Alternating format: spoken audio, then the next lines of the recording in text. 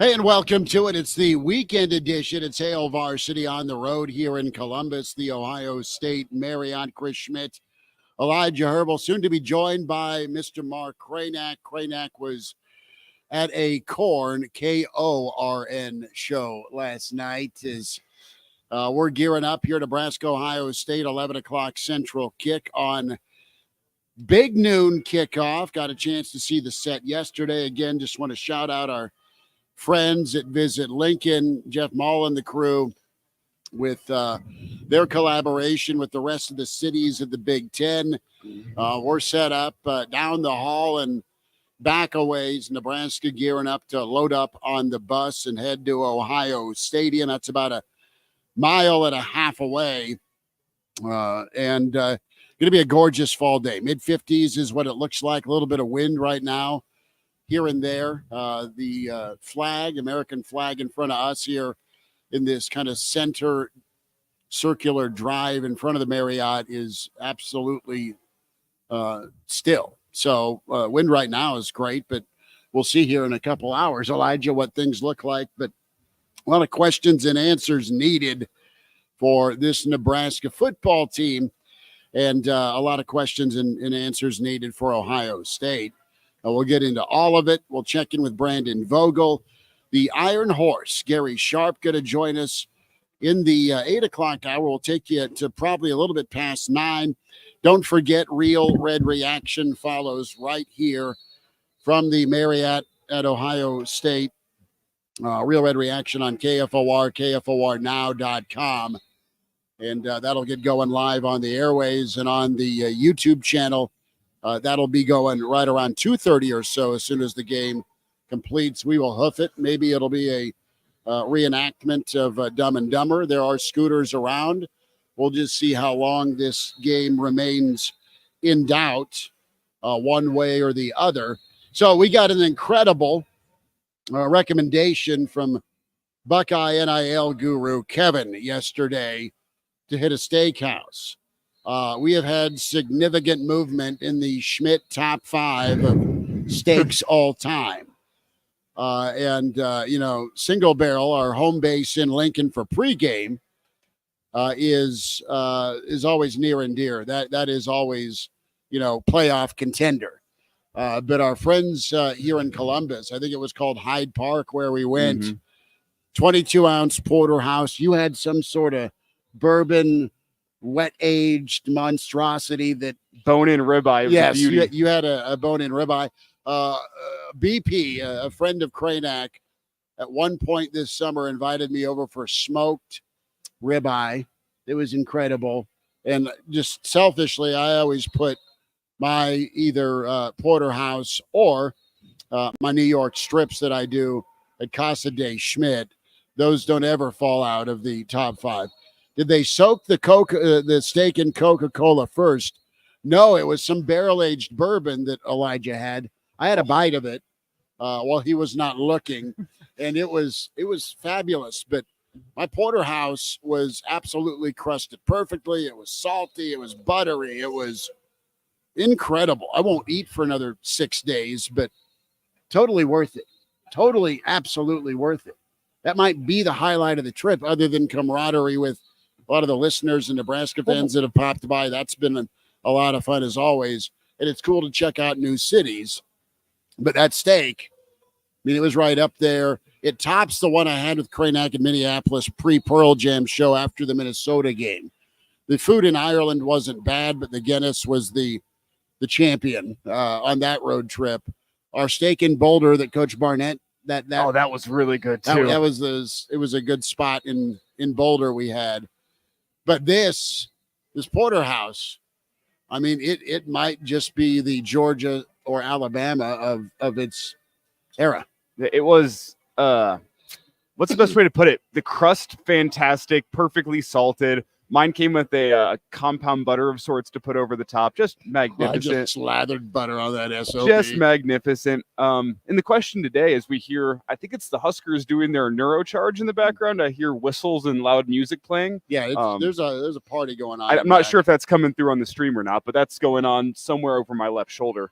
The question today is, can the Huskers be closer to a complete 3-course meal with offense, defense, and special Well teams? played. Because they're going to need to be complete if you want to go beat Ohio State. And you're going to need to take, advantage of mistakes defensively. You got to be sound with your special teams, and you got to have a semblance of the running attack. You got to have balance on the offense if you want to have a chance. And that, to me, sounds like a 3-course meal.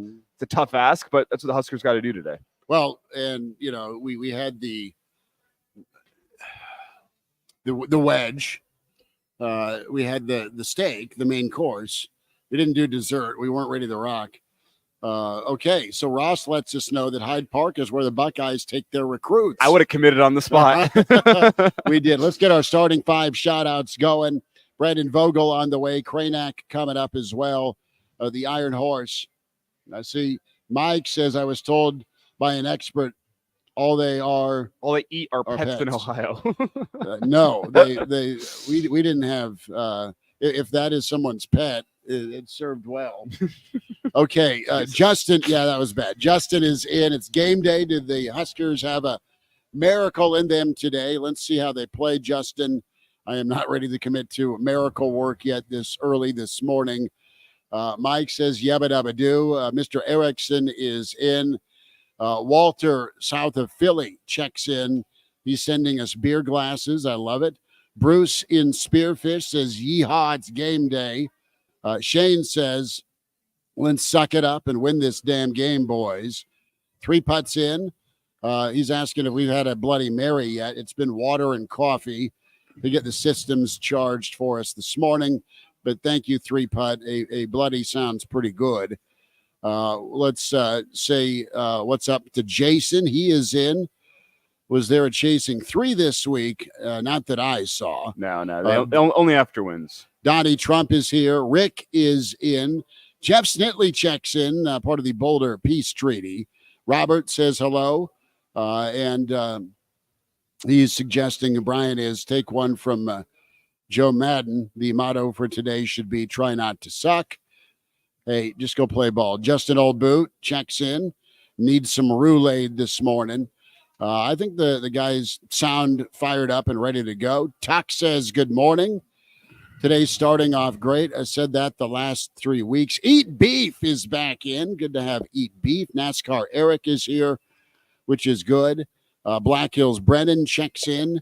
Tuck also says Urban Meyer can make a good recommendation for a place to hang out if we get blown out today.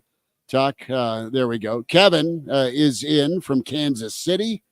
Kevin, good to have you as we're rolling this morning here. And we have 2 teams right now that are, quite frankly, a bit hungover. Mm-hmm. And I don't know what Nebraska got sick off of against Indiana, 56-7. But pick your worst night. And maybe the drink that you won't ever drink again. Plus a midnight run getting a quarter pounder with cheese on the way home. Right, before the recall. So that was more in Nebraska's hangover. And Ohio State, I mean, they were talking to some beauty queen at the bar right around last call and got denied. And they lost by a point at Oregon. That was kind of their hangover. And away we go. Who bounces back? Who rebounds today? Who's able to move on from that loss? 2 different losses. Just an ass whooping, as Gifford talked about earlier this week for Nebraska, and then heartbreak for Ohio State. Gray Woman 79 is in. Good to have you, Gray Woman. Thank you for checking in. Doug is here and is asking if Nebraska can pull off a Kennesaw State. Nathan is here. GB across enemy lines in Northwest Iowa. Rule the Day is here. GBR, we only get 12 of these a year. Soak it up. 3 putt says Jaeger bombs the drink he'll never drink again. Concur. Spring break ruined Jaeger. Jaeger ruined a lot of spring breaks. Yeah, I wouldn't order it, but depending on how the game goes today, maybe if there's one waiting for me, could be convinced. That's fine. Depending on how the game goes. If the game goes well, probably not. But if I'm looking for self-inflicted pain, maybe. With with this matchup, we spent a lot of time talking about it this week, Schmitty, where you talk about the hangover effect, but truthfully, like, it sounds like a coachism to say, but I don't think today is about Ohio State's response. For me, it's fully about Nebraska's response. Like, Ohio State, they're one of the best teams in the country. They can come in and have an off day today and still roll.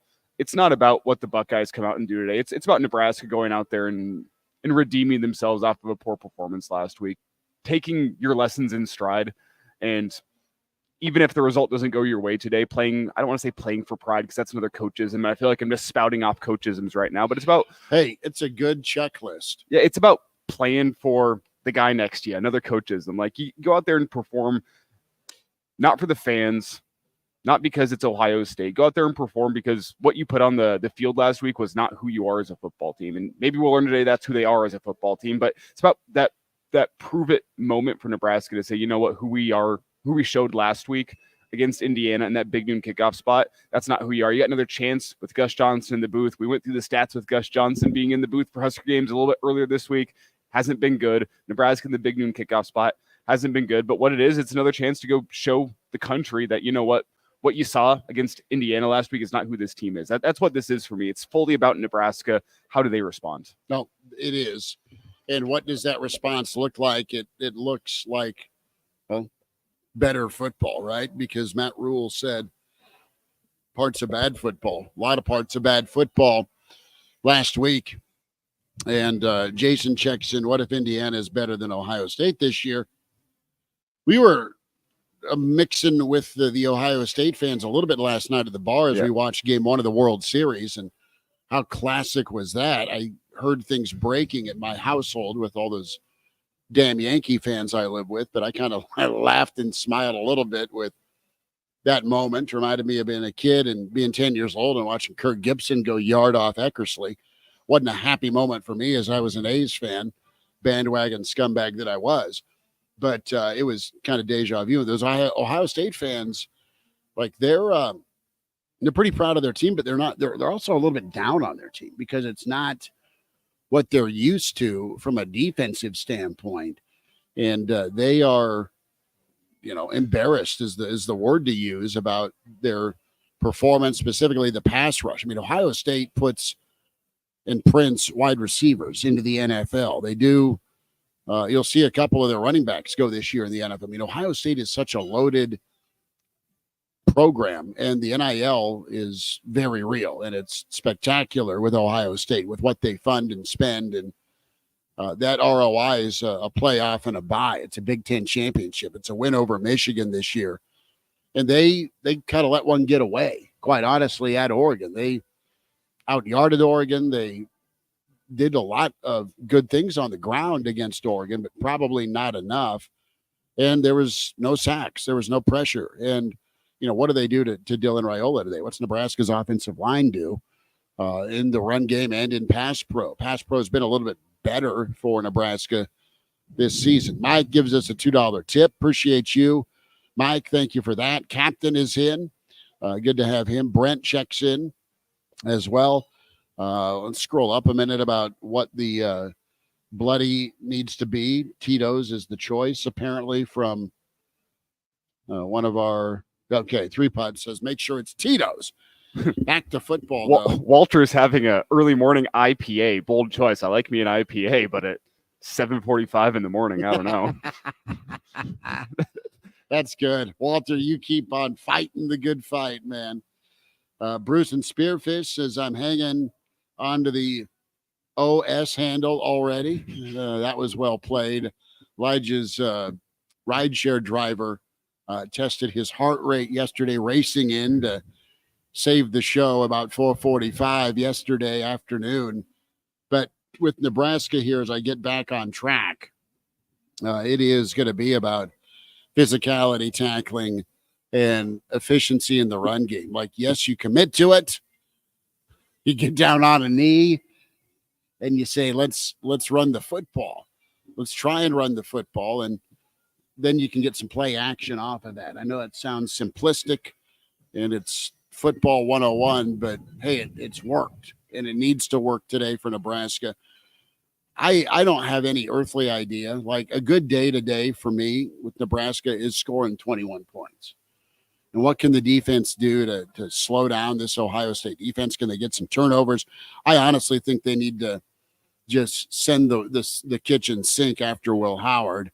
Yes, stop the run. That's first, second, and third most order of importance today for the Nebraska defense. But get after Will Howard. As nice as he is, if it's on his arm to win it, that's how I'm going to ride today. If I'm the Nebraska defense, that's who's got to beat me is Will Howard, and Will Howard with some deep shots over the top. That's how I got to live life today. Keep everything else in front of me defensively if I'm Nebraska in the run game. And it's something I mentioned earlier this week on the show. Like it comes down to out physicaling this Ohio State team. And they're not what they were under Urban from a physicality standpoint. No, they're not. But offensively, they enough. got some of that swagger back, some of that physicality back with Chip Kelly. He's a guy that wants to commit to the run, wants to have a physical rushing attack. They got big, mauling, athletic offensive linemen. You got to go out there and you got to out physical them. That's what it is to me. And you know what? If you out physical them and their talent out talents you, and they get a win at the end of the day. It's as we kind of talk about expectations this week. I mean, that's a performance I think Husker fans can be fine with. If you go out there and you choose violence, you go out there and you out physical this Ohio State team, you know what? They have so much talent on the outside, they still beat you. I think Husker fans look at that and say, okay, but that's what the task is today. The teams that have beaten Ohio State or hung tough with Ohio State in the past 5 years or so, they're teams that have come in and taken on that physical challenge and taken that violence to Ohio State. Can Nebraska do that defensively?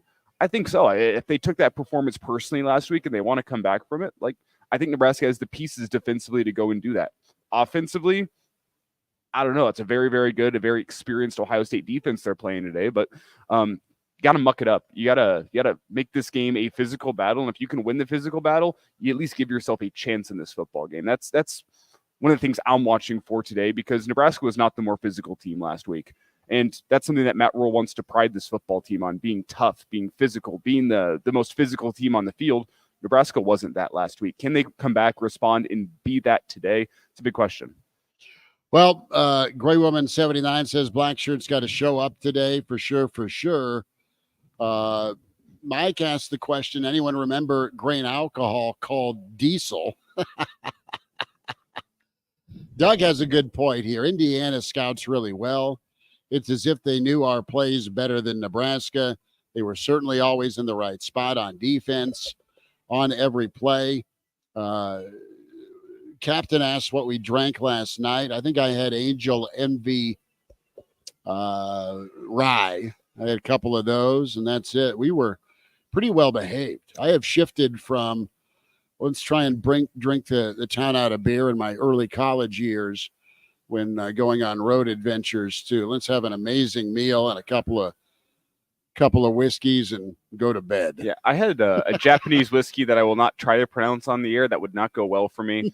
So I won't try to pronounce it, but it was fantastic. Along with what was the other one I had?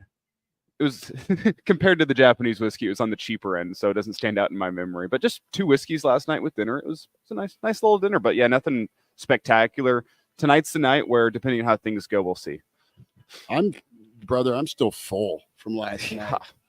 I am still full with that 22-ounce porter. Captain asks another good question. What did you clowns booze last night? Second question, does Nebraska have the will to run?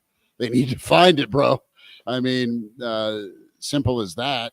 Well, you need what needs to start happening is how about some match game on what Rule talks about this offense needing to look like, and the reality of what the offense is actually doing on the field when a play call goes in. Look who I found. Look at this. Listen. Hey, how you doing? Mark, nice to see you. How are you? Mark and his Gallup strengths include positivity. I love it, man. Yeah. How are you? Mark is shocked to see us actually on time on a Saturday morning. Or close. I think we were a minute late past the scheduled time, but that's good for us. Can I be honest, dude? This is the most well lit and like fresh y'all have looked on the road ever. Usually we go on the road. Chris is like he's like an 8-bit freaking Roblox looking character. You know, everything's fuzzy. It's hard to see. You guys are, it's like 4K over there with y'all. My God. It's a good backdrop, good. man. A good backdrop. The old, the internet connection here has been fantastic. They Shout out gave to us the a hard- Marriott yeah, here. They gave us a hard line. I've got 50 feet of Ethernet cord that they will. How about that? They will send Bruno and little Frank after me if I don't return this Ethernet cord. I will say comparatively to what we had, the roadie we made together last year was East Lansing. Yeah. And We were in the booth for that. That was great. I was stuck in the hotel room. Okay, that's right. Yeah, and Yo. comparatively to, and this is no disservice to East Lansing. We were staying in Lansing, to be fair. Not Lansing- East Lansing. Yeah, East Lansing was nice. Lansing, Yeah. Lansing was rough. Lansing's where you want to stay. But West Lansing or normal Lansing, Yeah. rough. The hotel we stayed in, it's got nothing compared to the Marriott. So this has been fantastic. Are they sponsoring this? No free shout outs, I thought. Marriott. Well, they're They're letting us broadcast from the hotel bar, so Okay. yeah. Fair. Thank you. No free drinks, but yes, we can give them a thank you. And how's Kranak? You are Mr. Positivity. How's Kranak feeling about? I was accused of that. I was accused of that last week, right? I see. So here comes Mark bringing the cold hard facts that played out completely in that game last weekend. I'll tell you what, if there was ever an air check where we want to go back and like snip quotes and be like, "Ha, told you, last week was the one." If you listen to everything that literally everybody said, it's like we all knew. It's seriously like we all knew. I don't think we all knew 56-7, but if you listen, you could have there was a chance it was going to get really bad. You could have concluded a collective, like if we were a collective, shared a brain and generated some sort of prediction, it would have been like 42-17 based on our conversation last weekend. I was not that bad, to be fair, because if you remember last week, I was saying, hey, let's try to find the positive angle to spin on this. There were just enough concerns with the Husker team going into last week that we had to bring them up.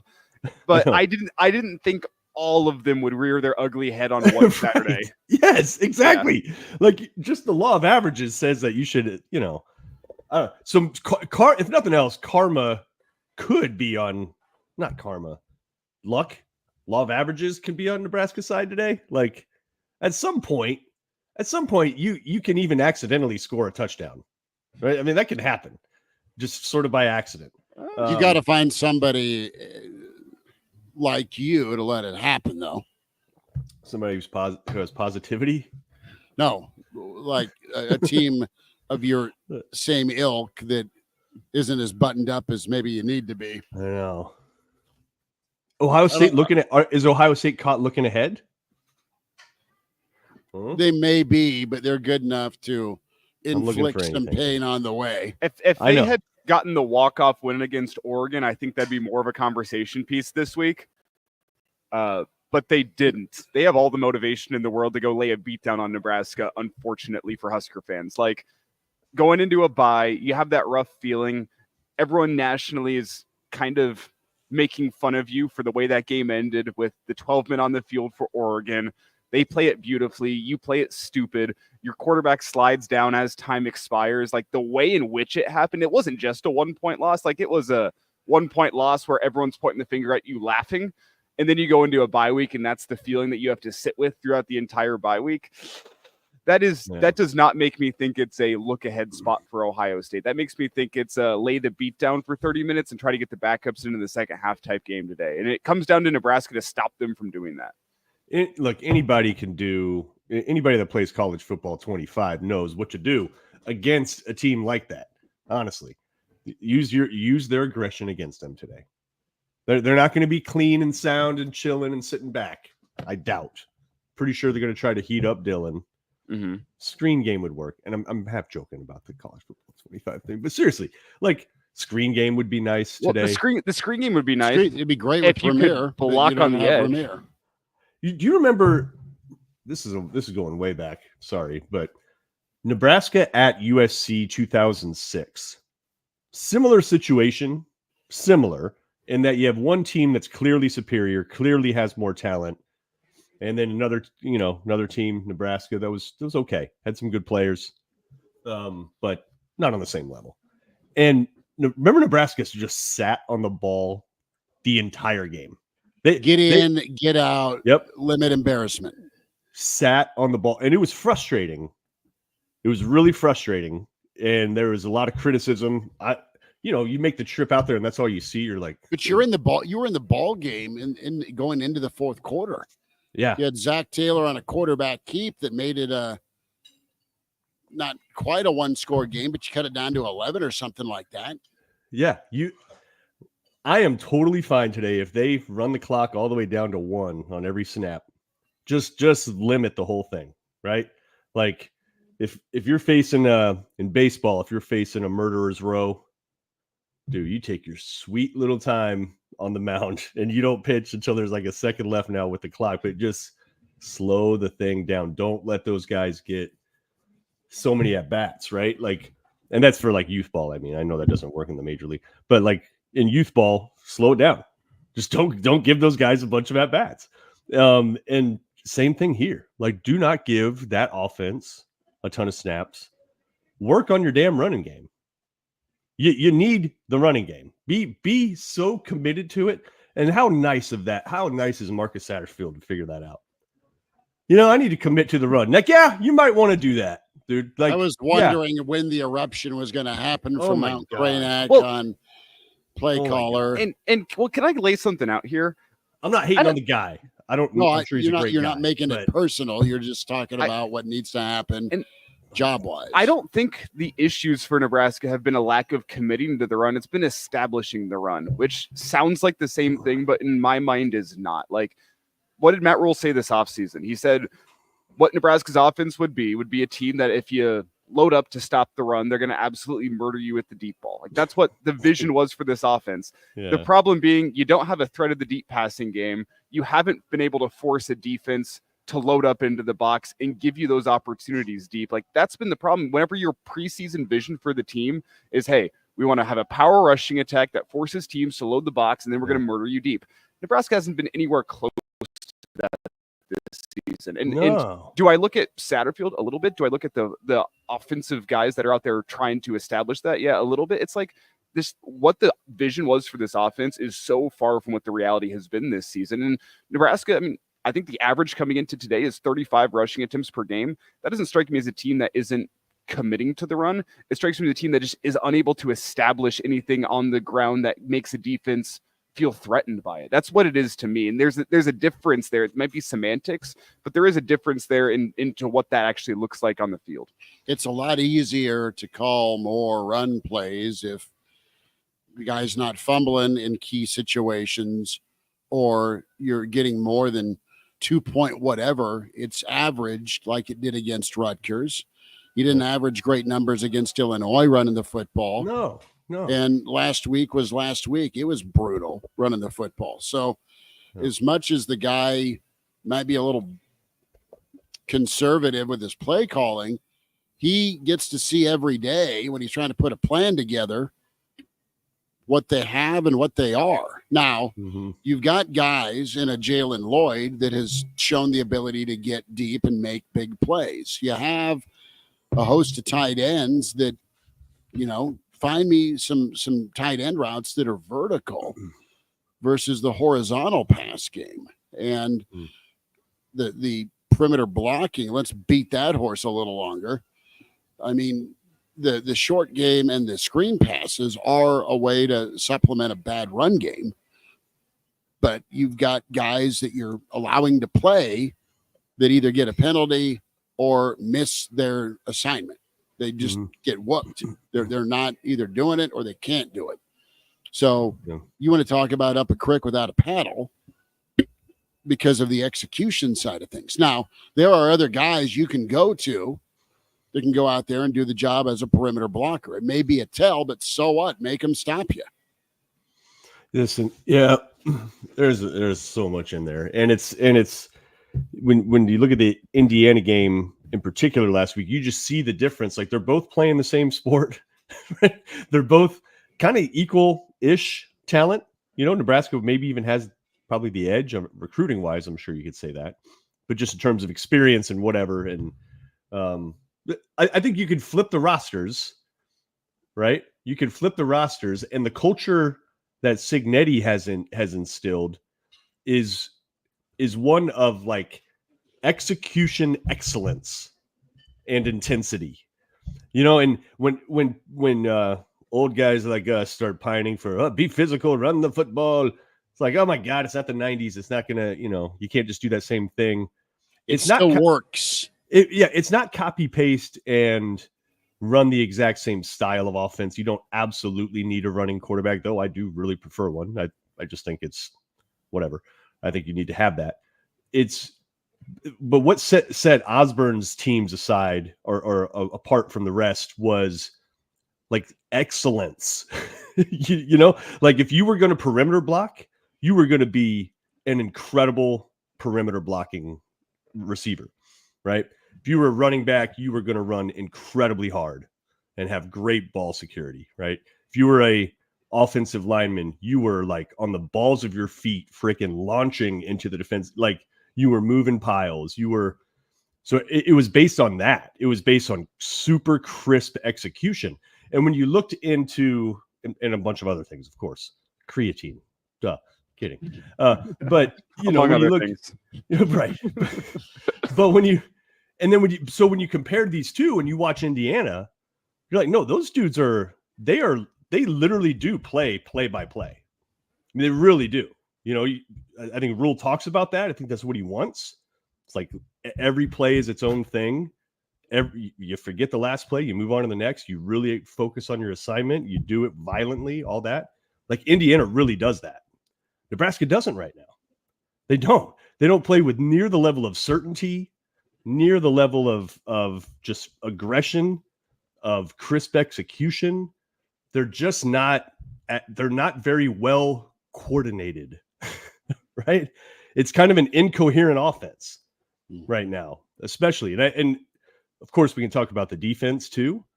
But I think they pick up on that. It impacts them as well.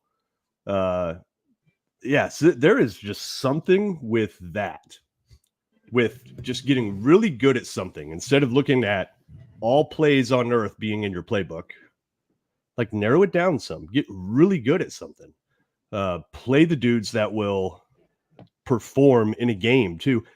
And that seems to be the other disconnect is when you hear Rule talk about practice compared to what you see, from what he says, there's a big difference, right? When he sees them in practice and he sees how hard they go and how dialed in they are and how committed they are, without saying it, he's pretty much saying it's a different team when they take the field. Well, in a game, it's still this team trying to avoid the PTSD. I mean, we heard about it. Here we go again. And you've got a bunch of dudes, bless their heart, that are trying to do everything to get this team back to relevancy, back to bowl boundness. Yeah. But they're also the guys that are out there, some of them, that when it goes sideways, they freeze. Yeah. And they start trying to overcompensate. And then it permeates the whole team. Well, you don't want it to infect the young guys, so that's a repeated cycle. The young guys been happening since what, 2012? Something like that? 2011? Yeah, but what I'm saying, though, is you've got guys like Dylan, like Barney, like who else? Carter. Linhart, an IMG guy.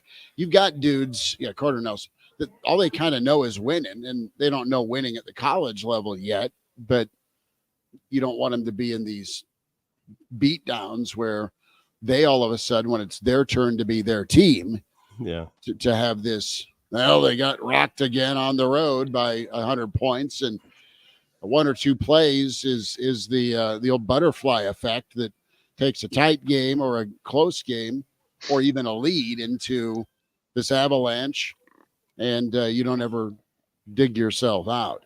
Brandon Vogel with us from Connor Reed, ConnorReed.com, and telling Cranack Vogues that Elijah and I started off with, how our Friday night went in Columbus, and we've had significant movement in the Schmidt top 5 of all time steaks Really? with a 22-ounce porterhouse. It was that good. Apparently, this is where they take the recruits in Columbus. Mm. And I said earlier, I would have committed on the spot. It was that good. You know, how does it compare to Murray's in Minneapolis? I said it was better than Murray's. Okay. Yeah, Murray's was good. Murray's was they went good. a little thick on the sauce, though. The little topper. That pepper sauce made us pay the following show. I remember this. Yeah. Even that evening, man, it was like Pepto time. Not even a big Pepto guy. I don't even get it, but like after that, like you have to. My the old Schmidt New York strip is still in the top 5. Single barrel still king, where we do our shows, and they're glorious. Vogues, that's part of the payoff, right? With watching Nebraska road games is go find a hell of a good steakhouse at least. And what's the more memorable part of the trip? Is it the food of the game? And gonna be a pretty tall order for this ball game today, Vogues. Yeah, well, first of all, that's the right way to do it. You do that on Friday. So at that point, it's like, no matter what else happens, like we had a steak. What is the fear palpable in Columbus? Being there on the ground? Nebraska fans are just whatever happens for Husker fans. I think they're here to see Columbus. Hopefully the game goes well. If it doesn't, I think they're seeing the best in things. It doesn't feel like an overwhelming sense of doom and gloom from Husker fans. It's just like invested. You've already dealt with flight delays, so let's just ride it out.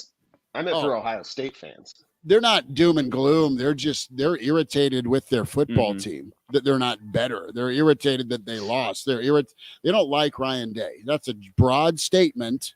Sorry, but there's still some lingering doubt because he ain't Urban. Now the guy's killed it, except ... for winning the title.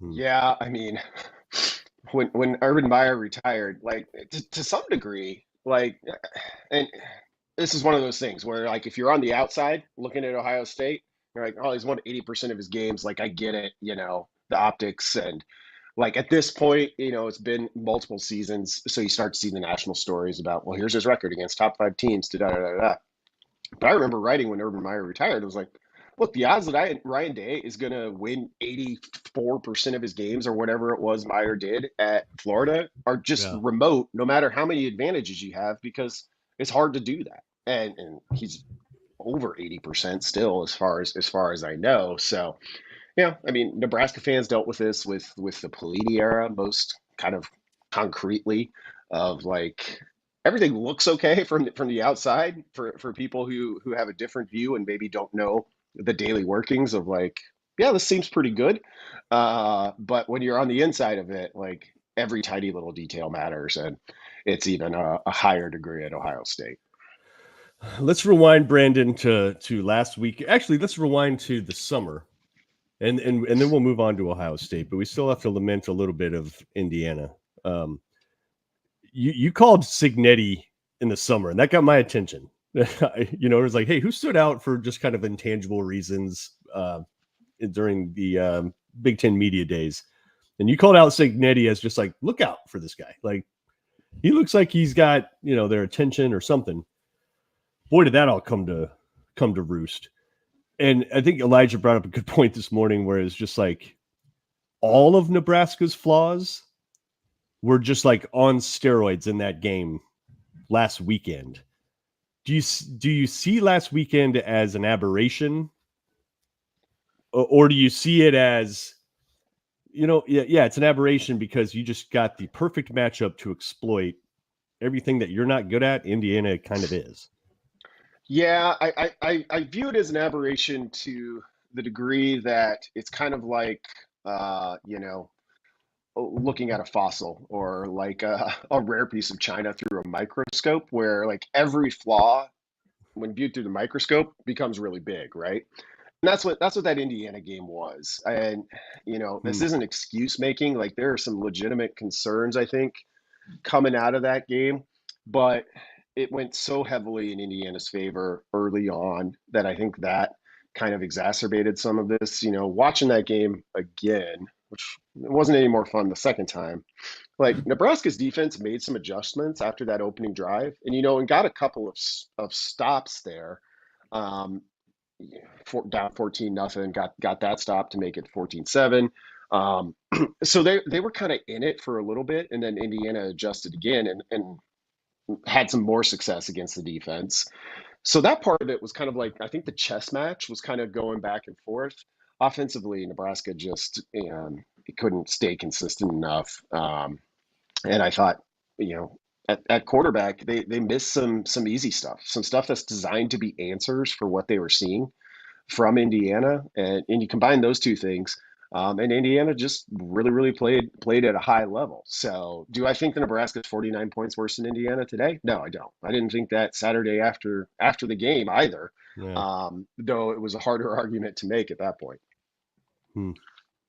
Brendan Vogel with us here, a Saturday morning pregame edition of Hail Varsity Radio, getting you geared up for Nebraska and Ohio State. And Brandon, I want to focus in on the offensive performance from last week, because it was bad both sides, but I think the offense is the one that you have more lingering concerns with, because you've seen the defense play like a top 10 unit at times this season. Didn't even come close to that last week. To me, it comes down to that physical response this week, whereas offensively, I think there's deeper questions to be had. We let off this conversation talking about our steak dinner last night in Columbus. Nebraska's offense wants to be steak and potatoes, but at the moment, what kind of steak and potatoes are they? Is it a New York strip? Is it a sirloin? What is it? Salisbury steak? They are a thin flank steak. Well, hey, flank steak's one of my favorites. It's good, but underrated. It can be great when it can be great when it's done well, but the question is it being done well right now? Well, is it? Yeah, is it being prepared properly? Coordinated. We're probably looking at. I think cheap sirloin at this point would be my guess. Like that's one that you really gotta be, if you're gonna make sirloin good. You really got to be kind of on your game and have all the right conditions, the right charcoal, the right heat level. There's multiple variables in there, and Nebraska is not solving for all of those variables at the moment. I mentioned with Raiola, and this has been the case kind of, it's tough to see sometimes on the TV broadcast, but if you get access to some of the coaches film, you see it a little bit better.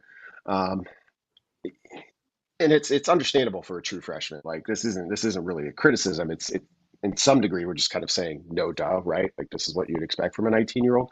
But it's cost Nebraska of late with some of those misses. I thought Matt Rule like really boiled it down in a good way this week when he said, all of our scoring drives are taking like 8-10 plays. And like we talked about this a lot, like this is just broadly true in college football.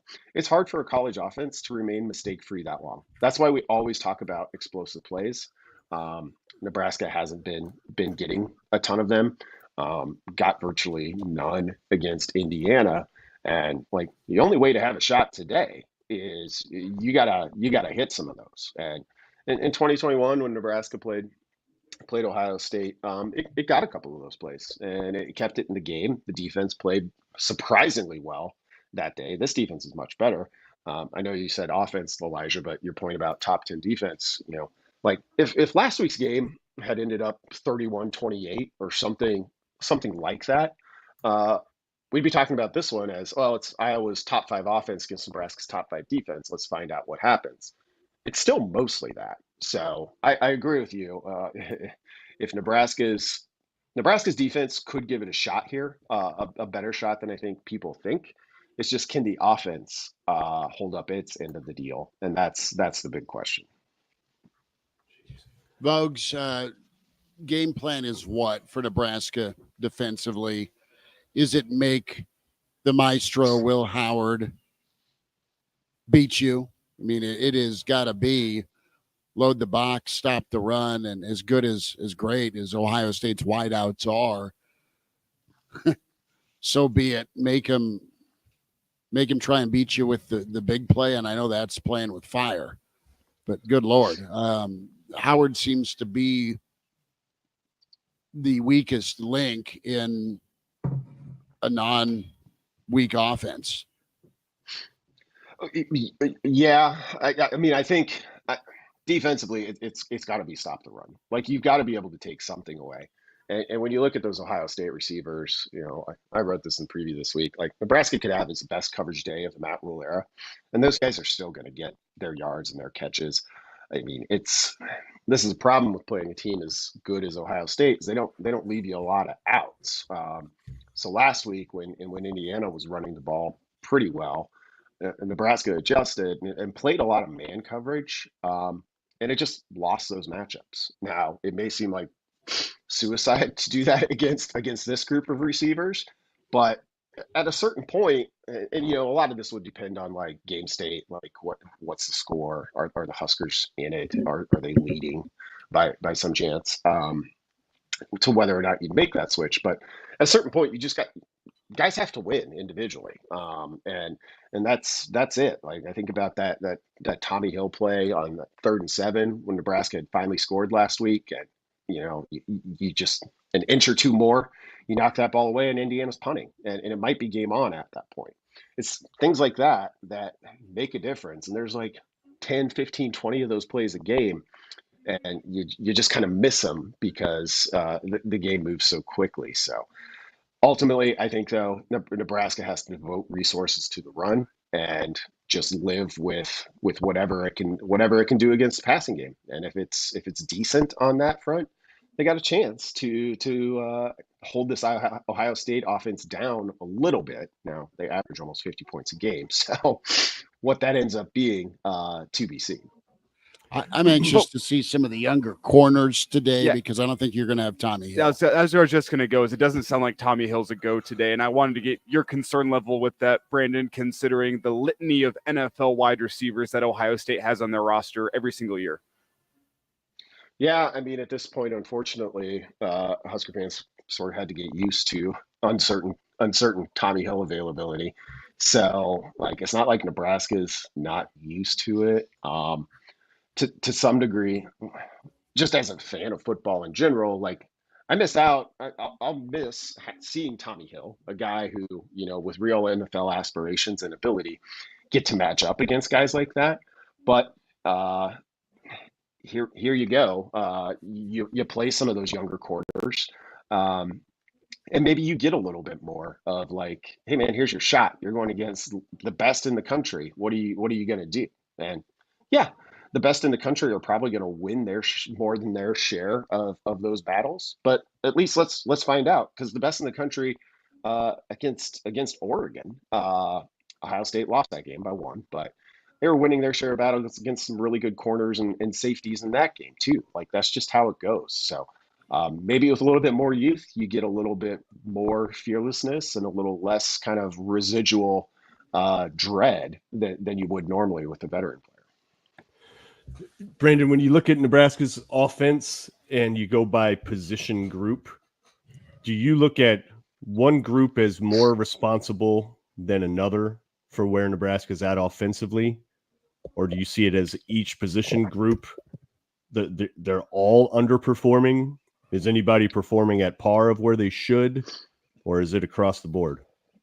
Yeah, that's a really good way to think about it. The O-line might be closest to par, but I don't know that par puts Nebraska in the top half of the Big Ten in that category. So if that's the case, well, then you're going to need some of those other groups to be above par. And well, I don't think any of them are far off of it. But I don't think the running backs have been up to par lately. Wide receivers, no, particularly in terms of like the thing we talk about all week with the coaches, perimeter blocking. But also, Nebraska just didn't really have much going at all from that perspective against Indiana.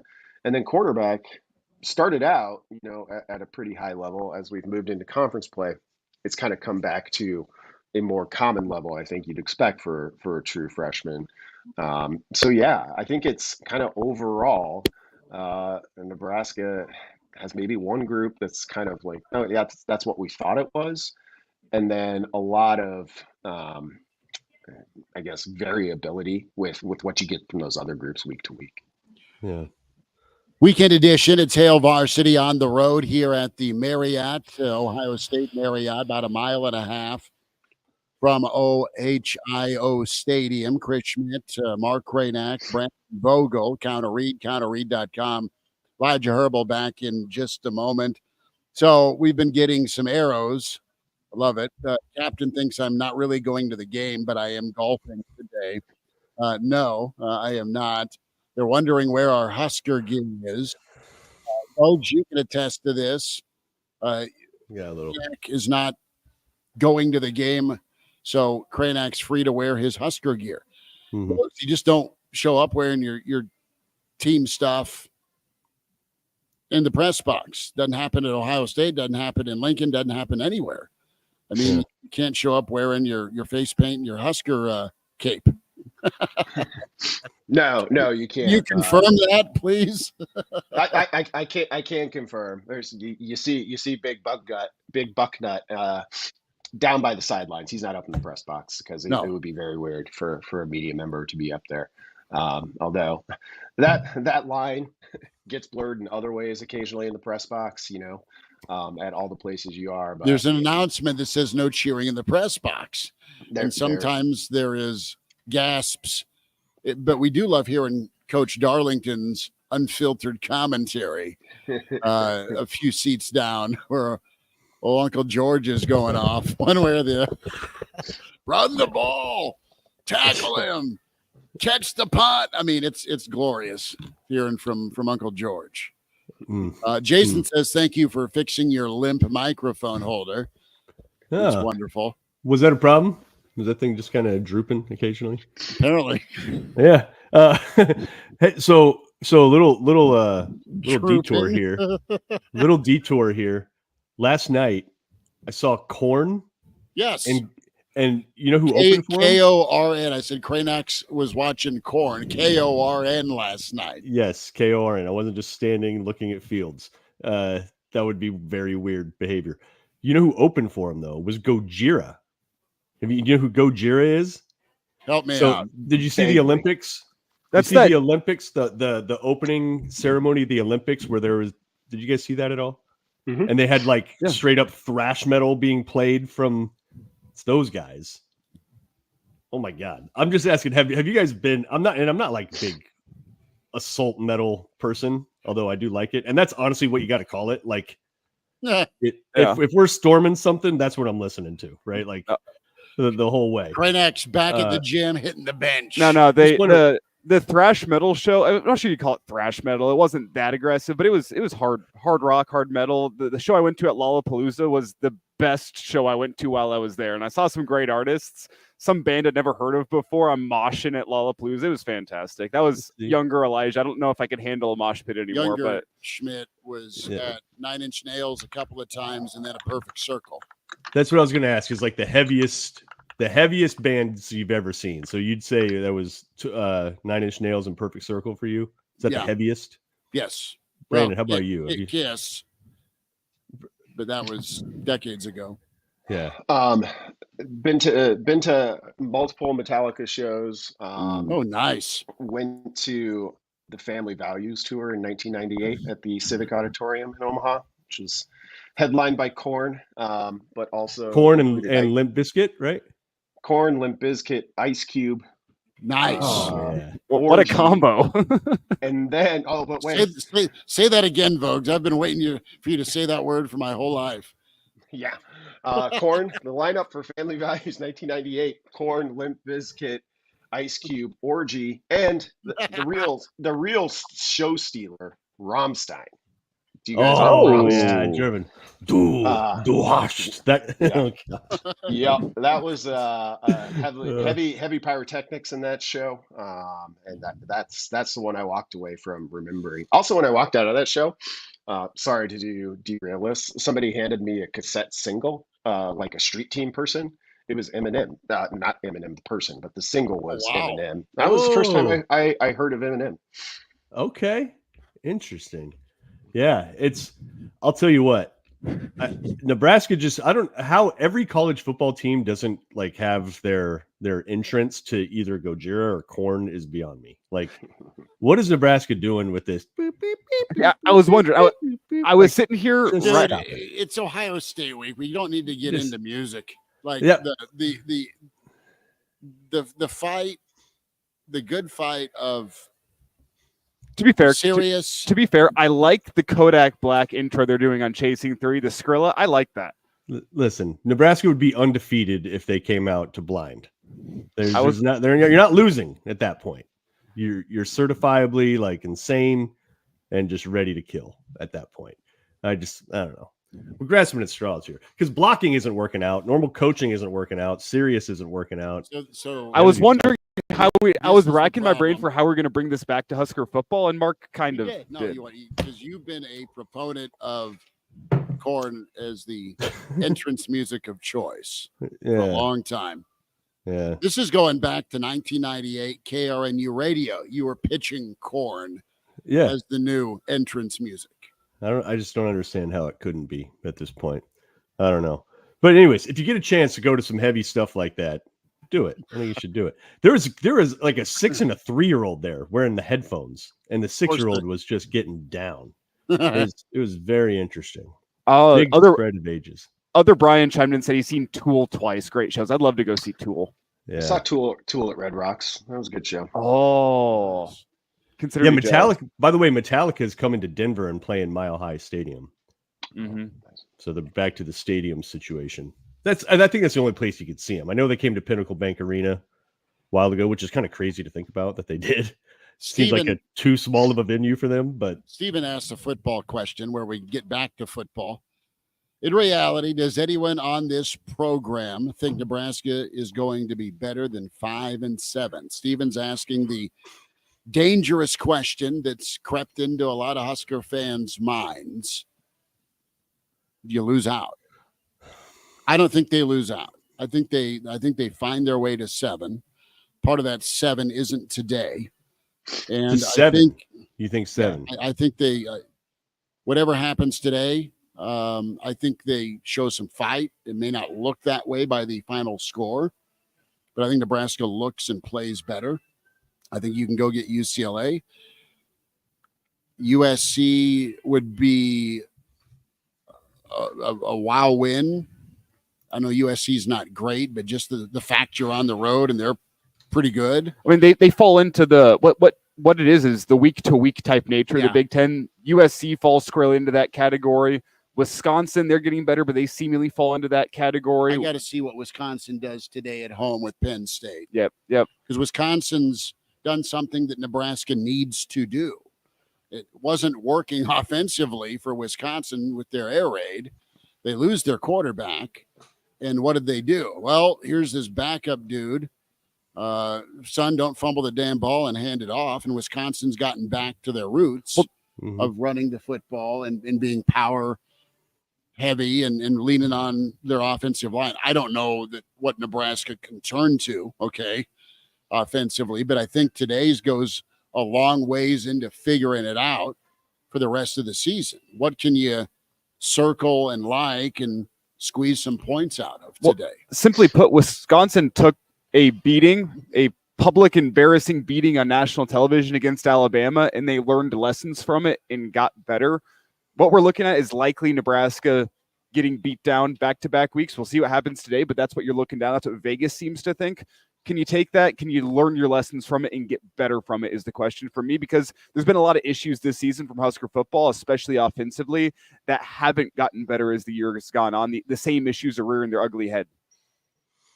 Yeah, I was thinking about that this week too, with Wisconsin and looking at that Penn State game, which I think they've got a real shot in, but they're also kind of like, let's throw the Badger confetti in the air and see what you get week to week, which is most of the Big Ten. Like, it's part of the reason, Ohio State, Oregon, those teams separate themselves is because like you generally know what's going to come down when you throw it up. In terms of like the schedule piece of it, when I look at it, UCLA is probably the only team I think you can say Nebraska is better than. And even in the Big Ten, that's like maybe a touchdown better than. Wisconsin and USC are kind of in that middle with Nebraska. And then there's Iowa, which I think is better than Nebraska right now. But the difference just becomes for me, like how many points do you see USC scoring?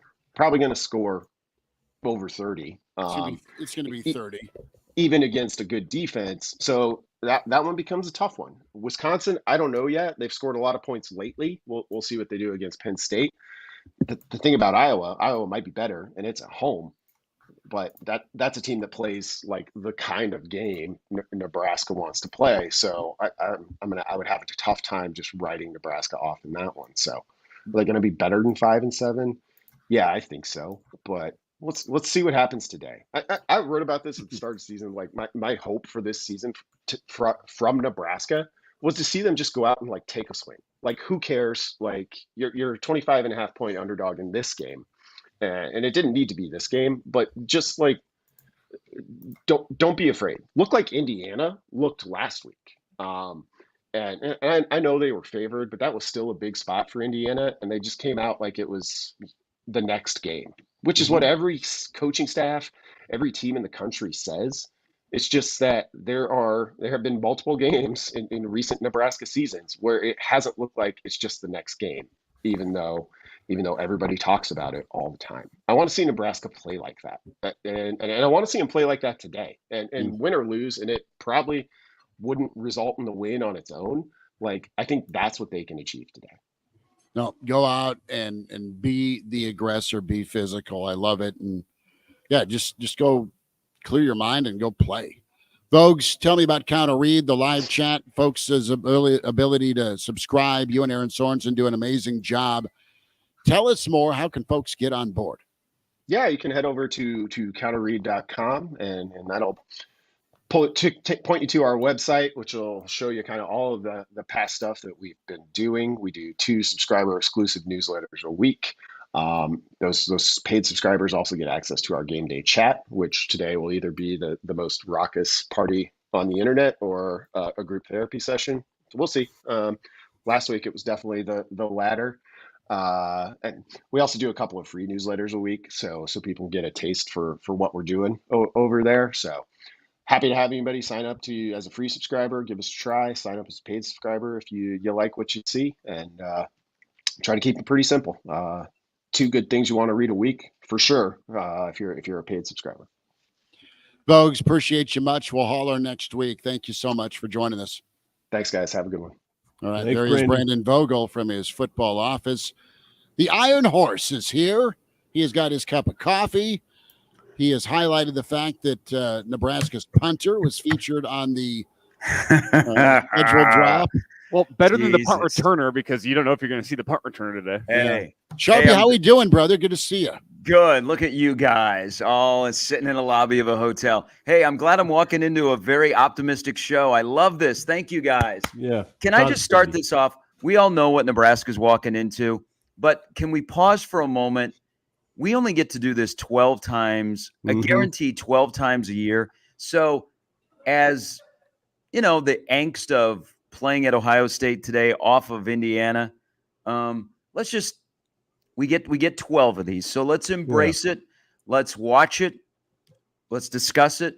But instead of like, I got friends that are like, this is going to be the first time I haven't watched a Nebraska game. I'm like, you know what? It screws you. Yeah. Because you only get 12 of these. Yeah. And stranger things have happened. Kennesaw State, as a 25.5 point underdog, beat Liberty early this week. Yeah. I don't blame people if they're making tentative plans at 1 p.m. I do if you're making plans at 11 a.m. There's a difference there. Yeah. And that's all you guys have talked about it all week long. This is one of those, and I hate this conversation because 20 games into the rule era, I thought this would be a good game for Nebraska to use Ohio State as a measuring stick. Still a gap, but I think this week has been more about Nebraska than the matchup. Hardly anybody on either side has really talked about, Ryan Day didn't talk much about Nebraska. They're talking about themselves off the bye week and the loss to Oregon. Nebraska's kind of talking about Nebraska. And then that's kind of what today is. They have to worry about themselves, and they just happen to be playing on the same field. I think people just want to. The bar has been lowered so much for this Saturday that people just want to see Nebraska compete. They want to see them fight, and I think that's wrong. That should already be part of your DNA. And then we start talking about Jimmy's and Joe's. But you know what? That's where Nebraska is at. They have to have a little reset today, and we'll see what happens. You guys also remember C.J. Stroud once threw for 405 yards in Memorial Stadium, and Nebraska was down 23-17 at one point in that game. Yeah, it's pretty close. It's Jackson not Smith about and Jigbo went for 300 some, but it's not that was about it. the yards. It's about the points, man. Well, and so I'm going to throw it out to you guys. How does Nebraska score points? Not against just Ohio State, but I think we're at a point where I wanted Marcus Satterfield, not yards per play. I like the yards or the points per play. And right now, Nebraska can't find a way to put the ball in the end zone. And that's not an Ohio State problem. It's not an Indiana problem. It's a Nebraska problem. Yeah, right. By the way, do you guys have time for some accountability? Of course you do. Oh, is this on us? Hold on a second. I'm trying to share the screen here. Boom. You remember this? We did predictions before the year, and we color coded it live and built it in Excel right as we did it. And so I just want to point out where we're at. The red boxes indicate being wrong. There's a 1 just so we could have the automatic addition down at the bottom. At this point, it looks like Elijah's got the most individual games wrong, but Elijah has them at this point. At this point, Elijah has them 5-2. Right, so your collective was better than everybody else's. I love the fact checking, Kranak. Thanks for giving us a heads up on that. Sweet God, I'm going to get it out. One of the rare things that's going on right now. This is where we're at. So, like, as soon as conference hit, collectively, we did not predict very well. How about me? My Lord, Reverend Rule has showed up in the stream chat. To be fair to me, I did nail that Rutgers pick. Yes, you did. You had bunkers. So today, unanimously. What the hell was I thinking? Well, this is positive though. Look how bad we are or have been at predicting, and then look how unanimous we are about Ohio State. Can I add a little bit here? When we did this, I believe we did this like in March, right?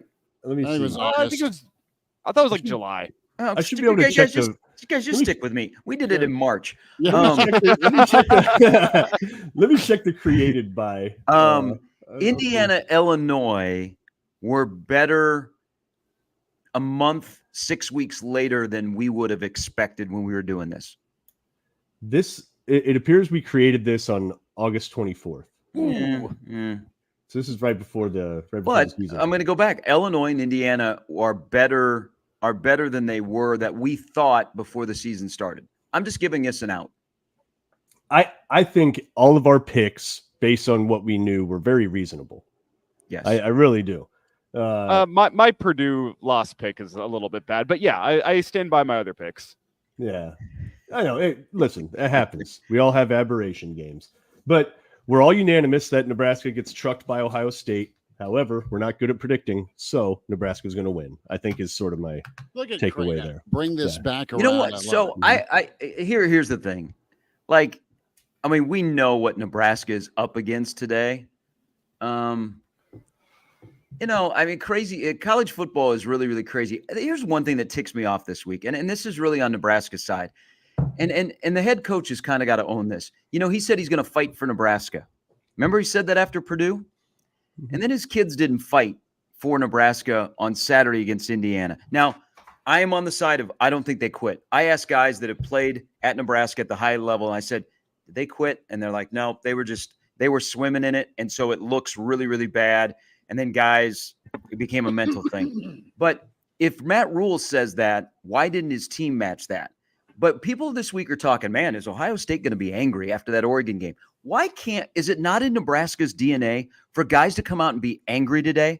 I know what they're up against when it comes to pure talent, but can this team not be angry? I want to see somebody blow up a wide receiver across the middle. If you get 15, great. You know what? And if it's not a stupid penalty, like when you're down 40 points, but you know what? Make a play and remind people that Ohio State is playing against another team on the field. I want to see that. I want to see guys get angry.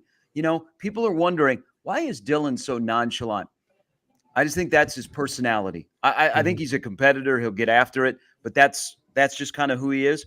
But man, on defense, I want to see a guy bow up and a guy blow somebody up. And then you know what? It's a trickle-down effect. And guys play angry and they play hard.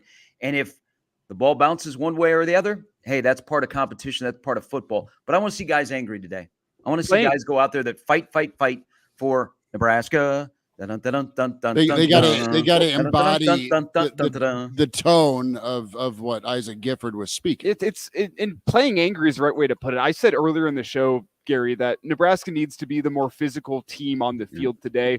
That's the game plan to beat a Ryan Day Ohio State team. It has been. I think their tune has changed a little bit with Chip Kelly on the offensive side of the ball. I think their offense embraces the physicality a little bit more, but it still doesn't change Nebraska's task. You got to go out physical Ohio State because they do out-talent you. That's the reality of the situation. If a team out-talents you, you got to go out-physical them. That's been the game plan to beat Ohio State, and we've seen it from Michigan for about 5 years now. That's how they beat them. And Nebraska isn't Michigan, but the task doesn't change. That is still how you beat them. Yeah. Well, and you brought up Gifford.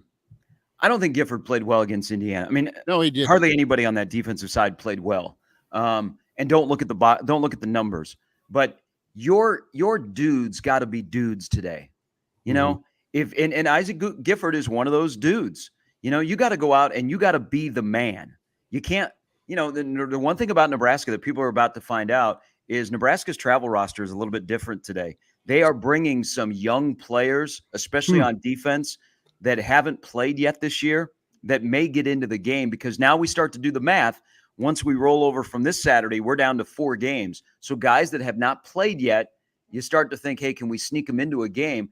And really a couple of these guys were told, hey, I like where you're at. You're working with the twos, but unless there's an injury, you're going to redshirt this year.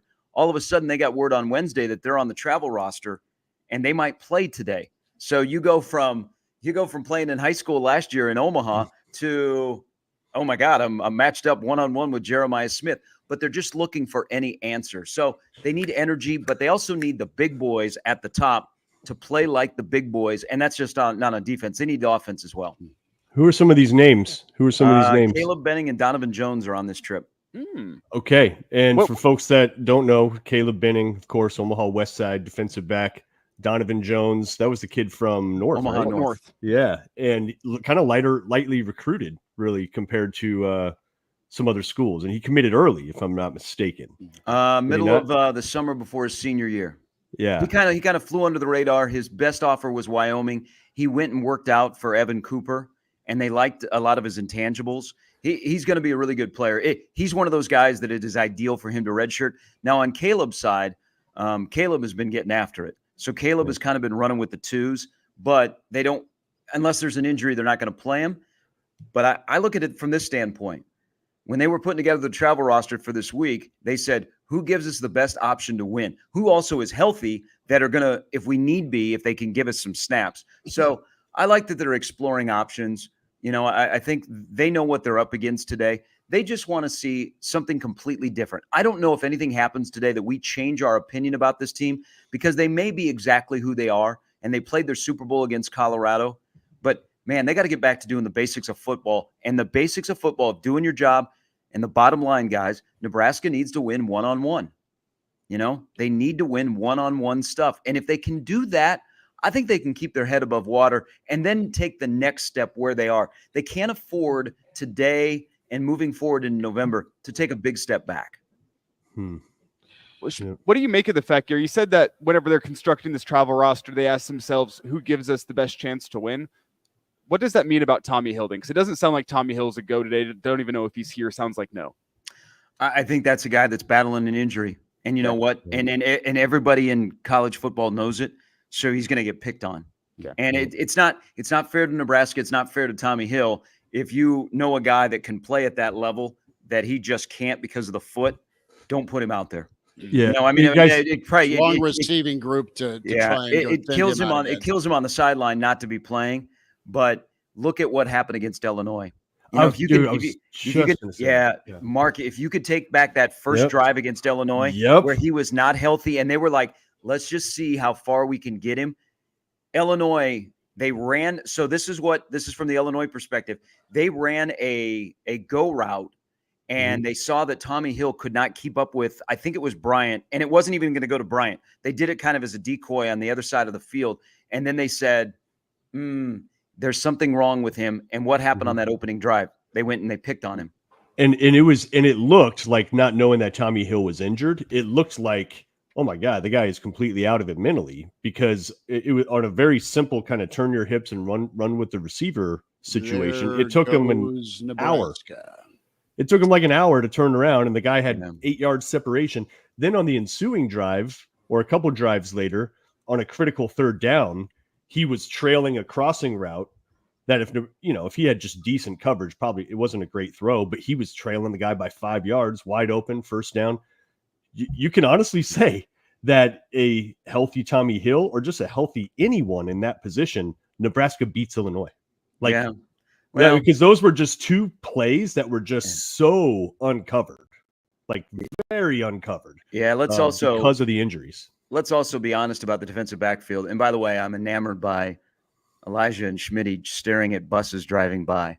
Yeah. I think that might be one of the best visuals we've had on this show. Did you see the magic? Did you see the magic? I know, in like Sense of Wonder?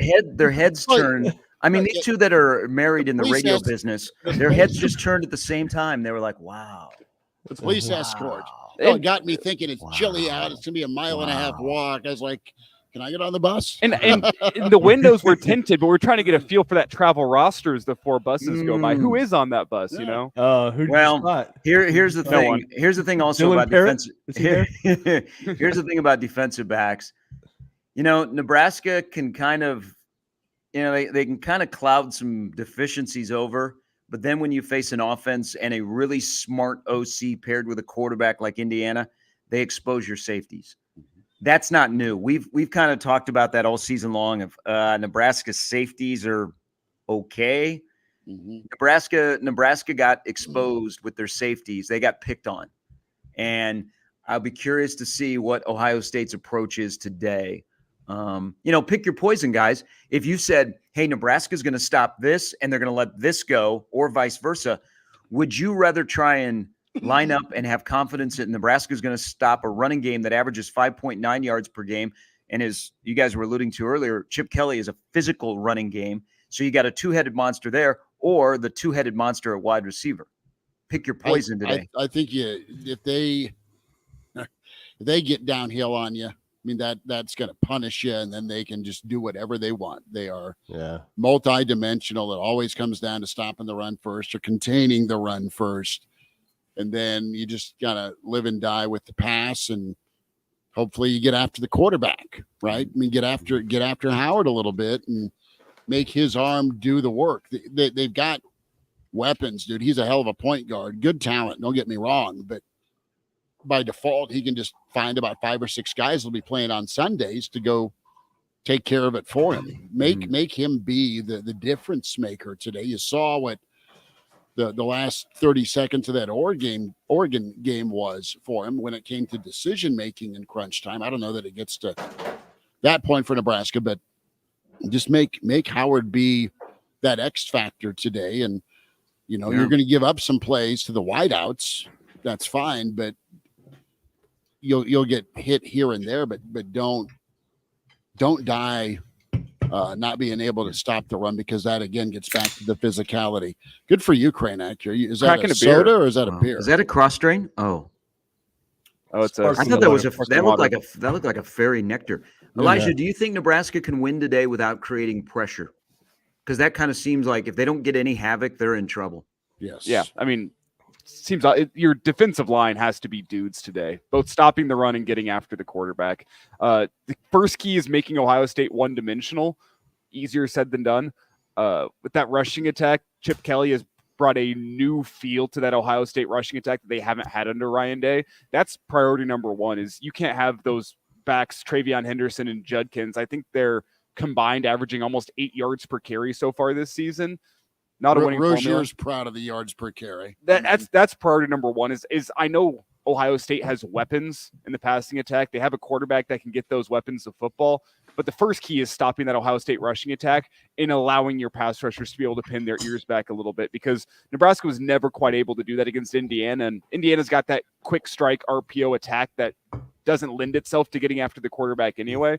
But the first key for me is the defensive line stopping the run so that they can get after the quarterback. Because if you're playing in your gaps from a rushing defense point of view, you're not able to get upfield, get around, bend the corner like we saw James Williams do against Rutgers. You're not able to do that if you can't stop the run, because priority number one is going to be stopping the run. So you have to make that Ohio State offense one-dimensional, or at least closer to it, where they're throwing the ball around the yard because they don't feel confident in the rushing attack. This might kind of be a tipping point part of the season, too, from a youth movement. Rule did it at Temple. Rule's done it before at Baylor. You brought some new faces, some younger faces that have been running with the twos, which you said, Sharpie. So maybe after this game, you kind of give the old guard one more rodeo to dig in. But that's tough. That's tough, though. That's a tough dynamic. Guys came back for a reason. Sure. I know where you're going, and I'm kind of partially nodding your head. Yeah. You don't kick him to the side, but maybe you see a little more snaps from the young guys. Yeah, so that's there's nobody walking through the door that is like, oh my God, they got healthy. Okay, so they're back, and that's going to change things. I'm curious today of the game plan. Like, I think Nebraska on offense, they need to loosen up. We already know all the challenges on offense, but man, let Dylan cook. No fear of failure. There is such a fear now of a turnover that it has handcuffed him. You can see him thinking way too much, and that offense, which isn't real smooth. He's not smooth. He's not wheeling and dealing. Can you do that on defense in this game? Can you afford to hey, Tony White is dialing up more than plus pressure. He's throwing some things like he did against Rutgers that are brand new. I mean, it's a short week kind of for Nebraska because road game to road game, but why can't the defense play free and easy and try some things? Try and hit a home run. You're either going to get burned or, you know what? Maybe you get a pick. Maybe you get a sack. Maybe you get a strip sack. Maybe you force a fumble. One of those things. They need to create havoc. And I thought that once they got going downhill against Indiana, they sat back, and the only havoc that was being created was in living rooms around Husker Nation of people throwing that foam brick at their TV. Remember that foam brick? That was popular. That guy the guy that came up with a foam brick in the state of Nebraska, like back in the 90s, sold like 5,000 of them. It was amazing. Yeah, that's what America is about. This is wow. Today's about America. Vote for Sharp. 2024, 2028, 2032. If honestly though, if we look at the secondary, it's not like they were torched. Like in a lot of time, a lot of those balls last week were 50-50. It was pretty good coverage. Indiana made him 90-10. It was surgical with the placement and their outside. There's no pressure. 100%. Homeboy lost his thumbnail and he had to have surgery, but he still carved you up for 2 bills in the first half. 100%. But what I'm saying is it's not like Nebraska. There's a difference between having a lot of busts defensively, where you're just, you're not within 5 yards of the receiver. That wasn't the case. Nebraska's defenders were generally in the position. And if they would have gotten, I don't know, a couple more hands on a ball, could have changed the outcome. So I'm not, and I think that's probably why we're not talking as much about the defense, right? This week is because there were truly some exceptionally thrown and caught balls where the defender is literally right there and he's inches away from batting it down. It's not like he's just burned by 6 yards, and just playing catch up the whole time. They can't play like they're in slow motion again. They got to be fast. Well, that's the game plan, Sharpie and Kranek. Yep. Yeah, and now against the run, though, it just seemed like Nebraska didn't have the numbers or something. That felt again sort of like a scheme situation, kind of like Illinois, which is a little concerning. They also didn't tackle very well. Nope. I hope they got live work at least twice. I mean, they all of a sudden reverted back. Like when you get squeezed, sometimes you'll revert back to old habits. They all of a sudden, and this is a mystery, is they were they were tackling for the turnover and not actually a good pursuit angle, which, under Tony White, they've been pretty good at. But the games where Nebraska's defense has struggled, boy, they get stressed and their tackling goes out the window. And all of a sudden, that play in the backfield that maybe goes for 3, you see Ellison of Indiana going for 30. You can't have that today, man. There'll be guys hitting their head on the goalpost. Does the mood around Nebraska, Gary, make you feel better about the defense? Because last week was a pressure game, I think, for the Husker defense. No one was on the line. You wanted to be a top 25 team when you went to Columbus. Everyone's hyping that game up. Turn around this week. I mean, the entire state of Nebraska, it feels like they're marching towards their own funeral with this one. Like, nobody is expecting Nebraska to hang around.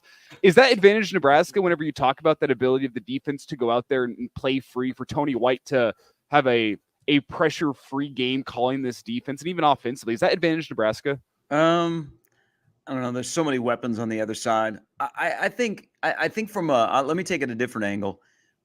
Tuesday was really a difference of people at a podium that are more comfortable than others, but the truth came out. Tony White identified the problem. They had a pretty good handle on what was wrong. Do you guys think this, and we may have talked about it on the Average Joe Sports Show in the middle of the week, because this is a prevailing theme by some people that look deeply at the defense, that they had too much time to prepare for Indiana. Paralysis by analysis.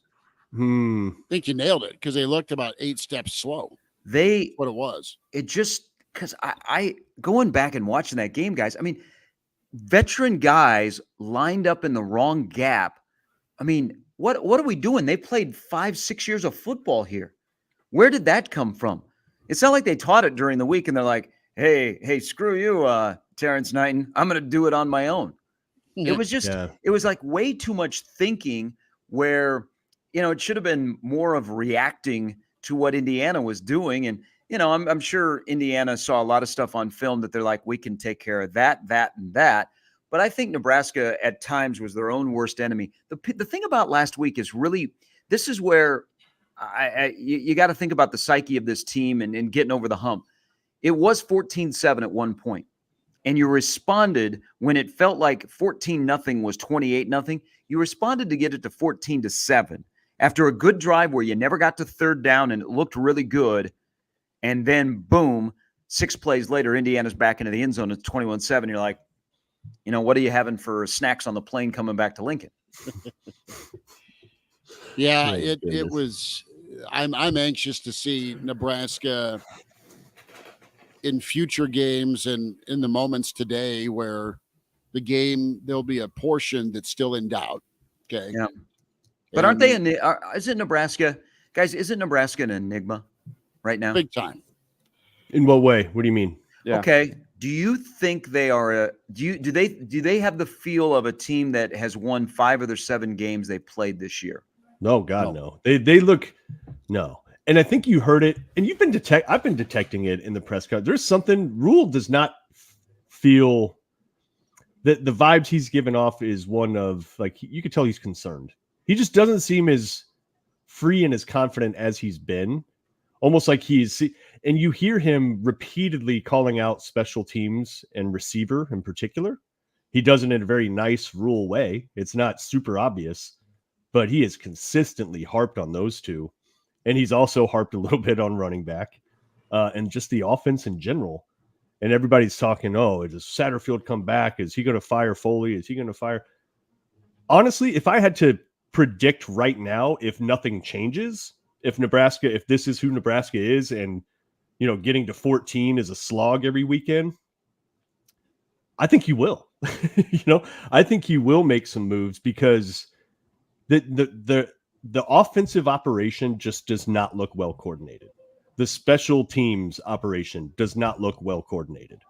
It just doesn't, and you can point out, you can blame this, blame that, whatever. But when it's week after week after week, at some point, do the offensive players, do they look prepared? Do they look like they're executing at a high level? Does the play calling appear to be cohesive and build off of one another? There's a zero confidence look to that side of the football. every play seems like such a struggle. And when you talk about the vibe of Matt Rule at press conferences, the best way I can put it is he just seems like a guy who is losing sleep over this football team. A little bit, right? Yeah. It's hard to put a finger on what feels different with it, and that's what I think it is. It's just a guy that seems stressed out by his own football team. There is something right now that he can't figure out. Well, it's, Like it's what's he my can't figure answer it on what's my answer on offense? Yeah, I think Right, he's stumped. Yeah. I think he's stumped right now. He's laid out 100 times publicly on what. Oh, this would be a good idea for the offense to trend towards this or be this on offense, but it ain't matching with what his guys calling. Can we? No, it's not. And can we say this too? And let's just be honest. When you look at the offensive staff, right? Satterfield does not have like a ton of accolades coming in as though he's been the architect of some 50-point a game attack. He doesn't. He hasn't had a ton of success as an offensive coordinator. He's been okay. Garrett McGuire is 24. I mean, we talk about the receivers not being clean and not, being great at blocking and not being able to get off blocks and get separation. They're being coached by a dude that's 24, that's never coached at the Division I level. I think he had a birthday. I think he's 25 now. Okay. While Ron effing Brown is on that same sideline. Stop. Stop. Stop. The three most popular guys in the state of Nebraska are Ron Brown, Bill Bush, and Heinrich Harburg. Okay, listen, but I'm just saying, For good reason. if you look at that compare and contrast, right? You got Ron Brown, who has coached running backs to a really high level at the Division I level. He has coached receivers to a really high level at the Division I level. You got Garrett McGuire, and I'm not saying Garrett McGuire is the problem, but that's who Rule's hired, right? A decent offensive coordinator, a wide receivers coach that has never coached in college, and then you even go to Donovan Raiola. He had no Division I experience as an offensive line coach, right? And you got EJ Barthel, who's only had like a year or two as a coach at the right. Like you did not assemble some sort of juggernaut offensive staff, and they kind of look like that. They kind of look an outfit that just doesn't have their positional leadership. Their positional operation doesn't seem complementary, but I think there's some truths being told about offensive minds, but I'm going to go back to wide receiver. And this isn't to defend Garrett McGuire because, you could make a case of, hey, last year when he didn't have a wide receiver one, those guys actually kept their head above water. At the end of the day, one of the problems right now for Nebraska on offense, they're two guys who they spent money on at wide receiver one and wide receiver two. They ain't playing worth a damn. Okay. They aren't living up to what they are supposed to be. You know what? They're lazy running routes. They're not perimeter blocking. They're not doing stuff consistently. Those guys want to play in the NFL. They are a long way away from the NFL. That's the one thing the last couple of weeks with Banks and Nair that I appreciate about Trey Palmer is Trey Palmer wanted to be in the NFL. Trey Palmer busted his ass at Nebraska. He woke up pissed every day. He was great. When he walked on the field, he was a whole different personality. Off the field, he was a great personality. He was dynamic. It was fun. But you know what? When the play didn't involve Trey Palmer, you never knew it. He was running a hard route. Okay. These two guys that are their top wide receivers that can be good. Why aren't they? Why aren't they playing better? And that really also stifles the offense. Those guys need to be better. And you know what? Maybe we see a transition. Something you mentioned a little bit earlier, Mark, about young guys. I mean, would it surprise you if we see more Carter Nelson, more Jalen Lloyd? And what if we see, do we ever get to this? I'm curious of all three of your opinions. Do we see Ja'Cory Barney as a wide receiver one, or will he always be like a gadget guy? Last week was his worst game only because, he's because it's predictable what he's going to do. Mm-hmm. Yep. A little bit. Find new ways to use him. He's so tough. Oh my God, that kid's tough. He is so small. And for him he catches balls over the middle and just gets lit up, but he still comes down with it. So I love the kid. I think he's something you could build around. But man, he couldn't break a tackle last week. I think they got him in space and Indiana tackled him really well. He makes one move and it's a different story, but Yeah, I don't even know if it's about any one player that's going to come save this thing, though. It is. I think it's a collective lack of confidence and lack of cohesion on offense that they just don't even know what to call. They don't even know what to call. And let's rewind too. Do you remember how Rule and Satterfield were just like, "Hey, we're not taking anything out of the playbook with Dill. Like, we're not treating him like he's a freshman, and we're not slowing down any kind of installation of the offense." In hindsight, maybe should they have? Like, are they trying to do too much? They needed to be right with what they brought in to help him. And right now, it doesn't look like they were right with the wide receivers they brought in to bridge the youth versus experience gap. The running game with Dowdell, there's still some development that needs to happen with him. And for whatever reason, maybe they'll turn more to Emmett. And then the offensive line as a run blocking unit. And Sharpie, you've harped on this.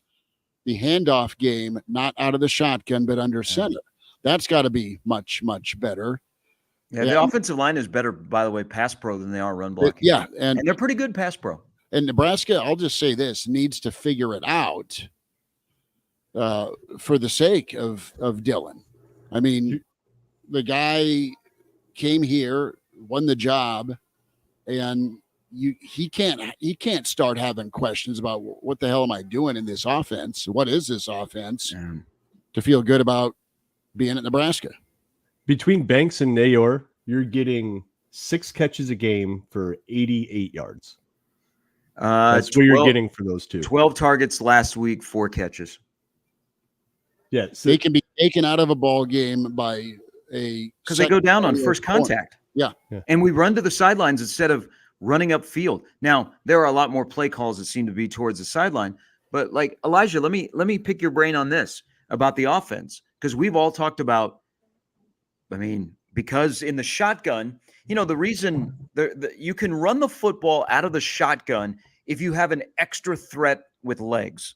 Nebraska doesn't have that. So the safety is creeping down in the box because they can run man pressure. They don't respect Nebraska's wide receivers. They can move a safety down because there's no extra element in the backfield when you're going shotgun. But Elijah, am I crazy to think that when you had Harburg have to come in last year and that offense completely changed, Marcus Satterfield is more comfortable going to Cane's and ordering off their condensed menu than he is like going to the Cheesecake Factory, which he has this year, where they have a lot of options? Not crazy at all. No, it's right. I mean, the simple offense last year, it was hat on a hat because you have the threat of the quarterback run. You turn around this year, I guess it hid some deficiencies in the offensive line last year whenever you don't have an extra man defensively to be able to play the run defense. Because what you can do this year, if you're a defense, we've talked about it for weeks now on the Average Joe Sports Show, the book is out on how you stop this Husker offense. You go hat on a hat in the front 7, which is 6 guys blocking 7. You go man coverage outside, you press these wide receivers, and you say, okay, we're having man advantage in the box, and your wide receivers can't get off man coverage. We can just go hat on a hat on the outside too. And the quarterback has the ball in hand. We're playing 11 on 10. It's been very simple like that. What can Nebraska do to adjust and take that away from the defense? Because it's been multiple games now of different defenses doing the same thing to Nebraska and Nebraska not being able to figure out a counterpunch. It's as simple as that. Hey, can we talk about Nebraska's promotional digital poster this week? Every week they have kind of like, the athletic department puts out a graphic and it's just like, hey, here's Ohio State week. You saw what went out, right? This time? Yeah. So it's Buschini punting. As like, what is happening? The timing was just poor. That's just poor timing. That's not reading the room. They've been honoring all the seniors with these posts. It just looks bad. It's coincidental today. The timing was just, you didn't read the room. Now Buschini has lit some people up though on kickoffs or punts this year, right? He's had some hits on the sideline. Like, give me an image of that instead of him actually punting. Yeah, the guy's lowered the boom a few times. People would be thinking that people would be looking at the number and they're going, "Hey, JoJo Doman is back." Who, by the way, remember he had the huge game against Ohio State in 21. He was great. Should we do a prediction before we say see ya, i.e. one more thing? You two have to go to the stadium. Yeah. I got to get ready for a post-game show. Mark's got all day. Mark will just stay on the stream with everybody until Let's watch kickoff the at game. 11. Yeah. Let's watch well, the game we again. probably need to wrap this up because this stream chat has devolved into I don't even know what's going on in the stream chat. Folks, chill out in the stream chat. Everyone there is a Husker fan. If you're in the stream chat, let's act like it, please. That's gone off the rails. Real So red reaction. please reel it in follows the stream here. chat and let's all have a big At group hug. 2:30 Central Time. Elijah and I will be back and be ready to take your thoughts and calls and all that good stuff. And Kranek, what happens today? Ohio State whoops that ass 48-10. That's Wow. I don't know. What else do you expect? Like what what No, what leads you to any other conclusion? No, I'm gonna say they fight. They keep it interesting for a little bit. 38-21 Ohio State. It's my call. Ohio Sharpie State's clause? floor is like 31 points. That's their Sure. floor this whole year. Sharpie clause. What do you say? I've been saying 34-14 all week. Okay. Just because I think Nebraska's defense is going to come to play today. Keep it close in the first half. Maybe it's like Famous last words. I think the defense will be impressive early, and then Ohio State's talent will just wear on you as the game goes on, and they pull away late. That's kind of the feel I've had all week long on this one. That the defense takes it personally and they play better, but it's not enough to slow down that attack enough to give your offense a chance. I got new license plates that say transitive property guy. It's important to keep it closer than Iowa did. Iowa got beat 35-7. It, by the way, was 7-0 at halftime in that game. I will say 34-10 in favor of Ohio State. Okay. Mm-hmm. Here we have it. Okay. Fellas, appreciate you. Guys, enjoy the shoe. And remember, we only get 12 of these a year. Embrace them because after today, we only have 4 left. Wow. Can you Better tell guarantee. Chris? Can you tell Chris is like, are we seriously getting out of here without one more thing? I'm- Look at him. He was like bracing for it. He's like, hey, You know what? guys, You know, I care. these two what is guys happening? are about to experience the McFlurry machine that is up in the Ohio State press. No, is that a Yeah, real It's a thing? working Yeah. McFlurry machine. Yeah. I know that's the key word. It's working. Yeah. Captain, I am not playing golf. I promise you. I'm not sure a 9 a.m. McFlurry is what I'm looking for, but like I'll make it work. Looking for Yeah, 9 a.m. sure. whiskey. All right. Yeah. Fellas, appreciate you. Guys, Thanks for tuning enjoy. UCLA is next. We'll Oh, be one more back thing. at the friendly One more thing. I'm kidding. confines I of don't the even have single any. barrel. I don't have any one more things All right. today. We don't Peace have any out. one more thing. Appreciate you. Check us post game. Adios. Godspeed.